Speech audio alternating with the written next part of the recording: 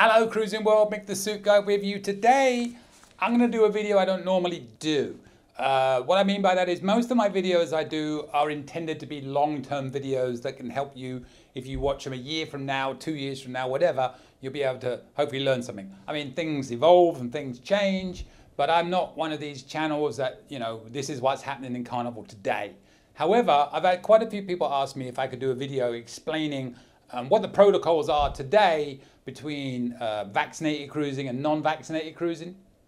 So I figured I was going to summarize it, and it's like the Carnival's protocols they put on their website are so good and clear, I figured I just basically read through that to give you the idea. So I printed it out. I feel like I'm doing a really bad toast at a wedding because there's several pages here, but I did it in very big font because I'm old and my eyesight's not what it used to be. So I'm actually going to put the link at the end of this video to where you can find all these protocols and you can read through it and check it. But it's always nice to hear it coming from somebody. And also, by reading from them, I don't give you bad information because you know it's true because it came from Carnival. Having said that, this is an ever-evolving situation, which is primarily why I don't normally do these videos. It could change tomorrow. Today, it is September the 9th. Had to think about that for a second. If I didn't get this out today and I got it out tomorrow, today is September the 10th.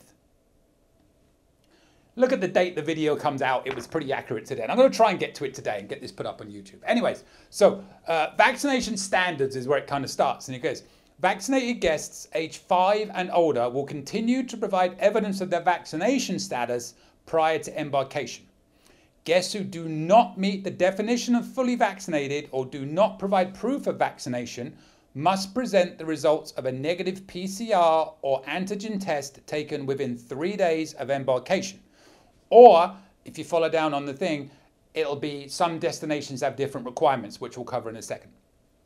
Guests are considered fully vaccinated if they have received their final dose of an approved COVID-19 vaccine at least 14 days prior to the sailing day, not counting embarkation day, and have proof of vaccinations. Boosters may be required for specific voyages based on duration or destination requirements, but Carnival considers you, and there's a topic I'll cover later on because sometimes it can be a bit weird, but Carnival considers you fully vaccinated, and that doesn't mean you have to have a booster. I'll tell you a quick story. A good friend of mine went on a cruise recently. There's 3 of them in a cabin. One of them tested positive for COVID. The other 2 were negative and showed no symptoms. One was boosted, one wasn't. The captain decided the one that wasn't boosted had to quarantine and ruin the rest of her cruise. We're in a little battle with Carnival about that one right now.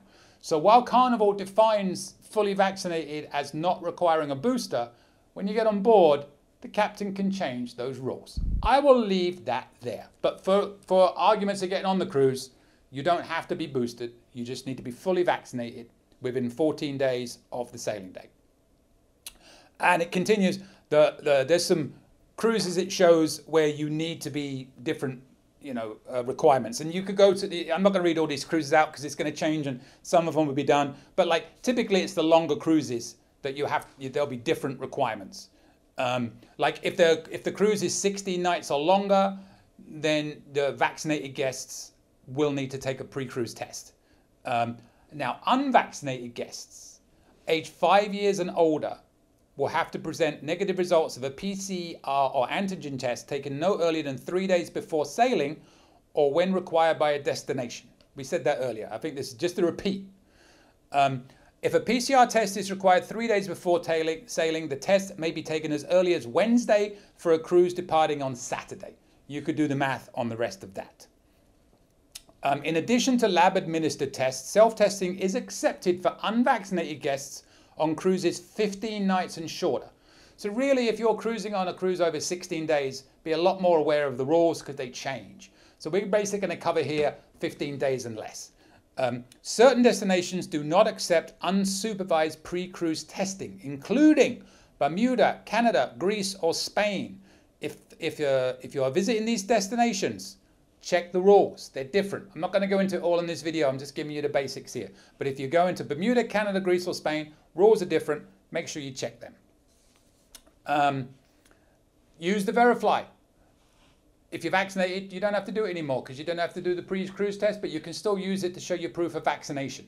I'm just going to show a card myself going forward, but if you're cruising as unvaccinated and you're not used to Verifly, go through my channel because I got a whole video on how to use Verifly and it will give you everything. It's great. You load everything up, you load your test results up on there, then when you get on board, you say, here's my Verifly pass, and you breeze through embarkation. So again, if you're unvaccinated and you're watching this and you haven't cruised and you don't know what Verifly is, it's a way to load up all of your documentation before you cruise, and it will make you go through embarkation much sooner. You don't have to do it, but it will speed things up greatly. Watch my video on how to do that. It continues and it says, if the test is supervised, this is your pre-cruise test for the unvaccinated people. If your test is supervised by a medical professional, you can show the negative result in the form of a printout or an email or an app screen instead of using Verifly. On voyages where destinations accept self-testing, guests can provide a picture of their negative home test or present the actual negative test itself at embarkation. So I think the overall rule here is when you're doing this pre-testing now, everything is changing day to day. Check your destinations that you are going to and make sure they don't require additional proof of vaccination. Vast majority are very simple, don't require too much. Just go on Carnival's protocols and read through it. Again, I'm going to put the link up at the end of this video. It says guests who self-test should write their name and test date on a piece of paper, place a negative test on the paper and take a photograph of this on a mobile device. Please be prepared to show the image if required. Guests can choose instead to have a viral test taken or supervised by a trained person with written evidence of result. Self-explanatory, right? So these home tests and the unvaccinated people, you're very lucky because us vaccinated people, they only changed that about 2 or 3 weeks literally before they said we don't have to take tests anymore.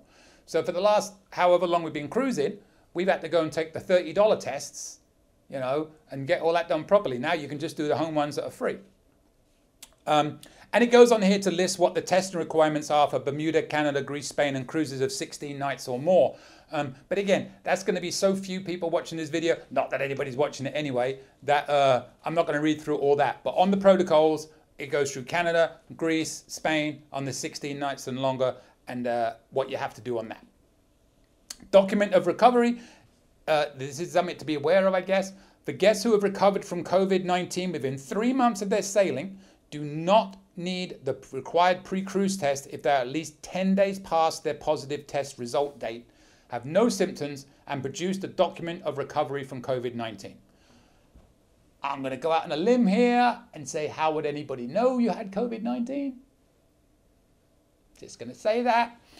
A document of recovery is accepted from both fully vaccinated and unvaccinated guests and consists of paper or electronic copy of the positive viral test result from a certified laboratory dated no more than 90 days prior to the sailing. Not applicable for sailings to Bermuda and Greece. So, you know, if you want to go through all that, but again, how is anybody going to know you had it? Just going to leave that one there. Exemptions for unvaccinated guests. Unvaccinated guests are welcome to sail and do not need to apply for a Carnival vaccine exemption except for voyages of 16 nights and longer. So we're going back to what I said before. If you're 16 nights or less, you don't need an exemption. You just need the negative test before you sail. But everything changes if you are over 16 nights or more, or going to some of the other countries that I was telling you about. So, and then it also goes on here, I'm not going to read all this out, the destination requirements. So again, here's the thing. I can simplify this in one very simple way. If you're vaccinated, you don't have to pre-test. You do have to show proof of vaccination. If you're unvaccinated, you have to show a test that shows you are negative within 3 days of your cruise. Pretty basic, right? If you're cruising longer than 16 days, or you're going to Bermuda, Canada, Spain, or Greece, and some of the other places, you have different requirements. So the key thing is simply this: before you cruise, go to these protocols and make sure that the place you are traveling to is not on the additional requirement list. They're all listed very clearly. I could go on and on and on forever about it, but I'd bore you to tears, probably more than they already have. I could have made this video 5 seconds. Vaccinated, prove vaccination. Unvaccinated, take a test within 3 days. Boom, done. Video over. But I like the sound of my own voice. And with that, I will ask you to supervise, subscribe to my channel. I will ask you to send me the questions you have. I will ask you to read these protocols before you cruise, because again, it is September the 9th, maybe the 10th. Don't know when I'm going to get this out. And this changes all the time. So who knows? Again, this is why I don't normally do these sort of videos. And here comes my cat. She's vaccinated. No, she's not vaccinated. Not against COVID. She's vaccinated against rabies, aren't you? So you're not going to give me rabies. I'm not going to give you shingles. I might, because I got vaccinated against shingles and COVID and everything else that I can get. Whatever I can get back. I'll take anything. Stick it in me. I'll take it. I don't care. This body's raw iron inside. The abuse I've given it over the years. Good luck. But send me your tips for my weekly tip videos. Send me your cruise traditions. I love to share them with everybody. And, you know, hope that helps. I don't necessarily know that these videos are the best ones to do because it changes all the time. But again, I can't stress enough. Just remember simply, if you're vaccinated, prove you're vaccinated. If you're not vaccinated, prove you're negative within 3 days of the cruise. That's it. And with that, enjoy your cruises. I look forward to seeing some of my unvaccinated friends on cruises coming up. You're back. Welcome. Good to see you. Next step, crew not having to wear masks. Oh, please let that happen soon. And with that, I will see you later, Cruising World. Any questions? Email me anytime. cruisingsuitguy@gmail.com. I promise I'll reply as soon as possible. Want to book a cruise or any type of travel?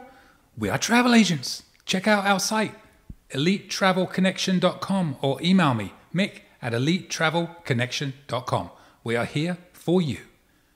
Finally, subscribe, please. Pretty please. You know you want to. Go on. I won't beg you. Okay, I'm begging. Please. Subscribe! Thank you.